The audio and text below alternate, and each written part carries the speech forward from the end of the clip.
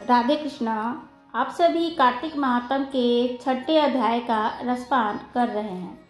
सूत जी ने ऋषियों से आगे कहा कि ब्रह्मा जी ने अब तक की 5 अध्यायों में विभक्त कथा सुनकर श्री नारद जी गदगद हो गए। वे ब्रह्मा जी को प्रणाम कर विनय भाव से बोले कि हे पितामह, तो आप कृपा कर कार्तिक मास के महात्म का विस्तार पूर्वक वर्णन कीजिए। नारद जी के मुख से यह सुनकर ब्रह्मा जी बोले, हे पुत्र, तुम बहुत ही उदार और सभी प्राणियों का भला चाहने वाले हो, इसलिए मृत्यु लोक में निवासियों के भले के निमित्त ऐसे ऐसे प्रश्न पूछ रहे हो। सुनो, आज मैं तुम्हें ऐसी कथा कहता हूँ जिसके पढ़ने और सुनने मात्र से समस्त पापों का नाश हो जाता है। अपनी बात को आगे बढ़ाते हुए ब्रह्मा जी ने कहा कि सुनो नारद, साधु संतों का सत्संग अति पावन और दुर्लभ होता है। यह सांसारिक भय और दुख को दूर कर देता है और ज्ञानी ध्यानियों को मोक्ष प्रदान करता है। जिसकी जैसी कामना होती है उसको वैसी कामना पूरी हो जाती है। जिस प्रकार गंगा जी पापों को धो देती हैं, सूर्य पापों को भस्म कर देता है, उसी प्रकार संत समागम पाप, ताप तथा दीनता तीनों ही तरह के कष्ट का नाश कर देते हैं। आधे क्षण का साधु समागम भी मोक्ष प्रदान करने वाला होता है। इतनी बात सुनकर तमाम ऋषियों मुनियों ने कहा कि हे सूत जी, अब आप कृपा कर कार्तिक मास महात्म का इतिहास तथा प्रसंग सुनाने की कृपा कीजिए। श्री सूत जी बोले कि हे ऋषि, एक समय चंद्रवनी एवं कमल के समान कमल नयनी श्री सत्यभामा ने मन ही मन में विचार किया कि मैं धन्य हूँ जिसके पति स्वयं त्रिलोक के नाथ भगवान मधुसूदन हैं और वे 16,108 रानियों में सबसे अधिक मुझसे प्रेम करते हैं। जिस कल्प वृक्ष की पृथ्वी पर बसने वाली प्राणी बात तक नहीं जानते, वो कल्प वृक्ष स्वयं मेरे आंगन में है। ऐसा विचार कर सत्यभामा ने श्री कृष्ण भगवान से कहा कि हे प्रभु, मैं आपसे एक बात पूछती हूँ। आशा है कि आप हित के लिए मेरे इन प्रश्नों का उत्तर देंगे। सत्यभामा की ये बातें सुनकर भगवान श्री कृष्ण बोले, सत्यभामा का हाथ पकड़कर कल्प वृक्ष के नीचे ले गए और भगवान ने कहा कि हे सत्यभामा, मैं अपनी सभी रानियों में तुम्हें ही सबसे प्रिय मानता हूँ। मैंने तुम्हारे स्नेह के वश सूरराज इंद्र से विरोध कर ये कल्प वृक्ष स्वर्ग से लाकर तुम्हारे आंगन में लगा दिया है। मैं तुम्हारे लिए न देने वाली अदेय वस्तु भी दे सकता हूँ और अकथ्य अर्थात न कहने वाली बात भी कह सकता हूँ। अब यदि मुझ पर गुप्त से गुप्त भी बात पूछोगे तो भी मैं बता दूंगा।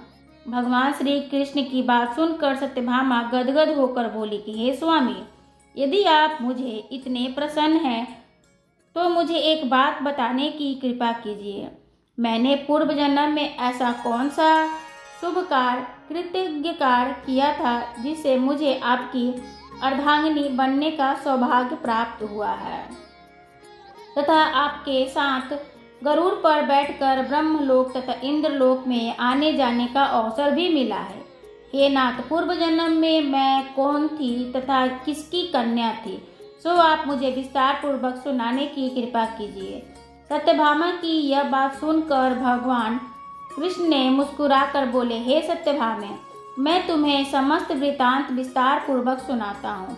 तुम एकाग्रचित होकर सतयुग के अंत में मायापुर नगर के अत्रि कुल में देव शर्मा नामक 4 वेदों, 6 शास्त्रों तथा 18 पुराणों का ज्ञाता एक ब्राह्मण रहता था। वो भगवान सूर्य नारायण का अत्यंत ही भक्त था। रात दिन अतिथियों की सेवा में लगा रहता था।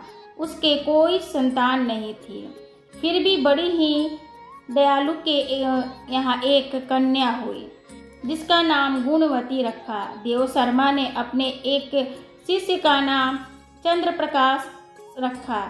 साथ में कन्या गुणवती का विवाह करवा दिया। चंद्र प्रकाश अपने ससुर की सेवा पिता के समान किया करता था। एक दिन देव शर्मा अपने दामाद को लेकर लकड़ियां काटने वन में गया। वन में उन्होंने इधर उधर फिरते हुए महाभयानक राक्षस को देखा। उसको देखकर उन दोनों के हाथ पैर फूल गए और भागने में असमर्थ होने के कारण दोनों उस राक्षसों के हाथ वो मारे गए। परंतु उस क्षेत्र तथा अपनी भक्ति के प्रभाव के कारण वे मेरे वैकुंठ धाम को चले आए। जैसे मेघ द्वारा वर्षा हुआ जल सब नदियों में और प्रवेश करता है और समुद्र में जाकर मिल जाता है, ठीक उसी प्रकार गणेश, शिव, सूर्य, विष्णु इनमें से किसी भी देवता की भक्ति या उपासना करें वो हमको ही प्राप्त होता है। इसी से वह सूर्य भक्त हमारे दूतों के द्वारा विमान में बैठाकर हमारे लोक पहुंचा दिए गए हैं। इधर उन दोनों के मरने की खबर सुनकर गुणवती ने बहुत रुदन किया और रो रो कर कहने लगी कि हे पिता, हे पतिदेव, अब मैं कैसे जीवित रहूंगी। हाय हाय, तुम मुझे किसके भरोसे छोड़कर कहाँ चले गए। अब मेरे खाने पीने का प्रबंध कहाँ से होगा। हे तात, मेरा कौन ठिकाना है। इस प्रकार गुणवती विलाप करती हुई पृथ्वी पर गिर गई और मूर्छित हो गई। जब चेतना आई तो घर का सब सामान बेचकर अपने पति और पिता का अंत्येष्टि किया। फिर संसार से बैराग लेकर भक्ति में तत्पर रहने लगी। इस प्रकार करते करते कार्तिक मास आ गया। वह विधि विधान से कार्तिक मास का स्नान करने लगी, साथ ही साथ एकादशी का व्रत भी करने लगी। ये दोनों ही व्रत भगवान को अति प्रिय हैं तथा मुक्ति और ऐश्वर्य प्रदान करने वाले हैं। हे प्रिय, कार्तिक मास में तुला के सूर्य में जो प्रातःकाल स्नान और जागरण तथा दीप दान करते हैं उनके जन्म जन्मांतर के पाप नाश हो जाते हैं। जो मंदिर में प्रातः झाड़ू देते हैं, भगवान का पूजन करते हैं, वो जीवन मुक्त हो जाते हैं। जो तुलसी के वन की पालन करते हैं फिर इस संसार में जन्म नहीं लेते हैं। एक दिन गुणवती ज्वर से पीड़ित हो गई और असहनीय पीड़ा को सहती गई। स्नान करने को गई, गंगा जी में प्रवेश किया तो ठंड के मारे शीत के उसका शरीर थरथर कांपने लगा और वो शिथिल हो गई, वहीं पर गिर पड़ी।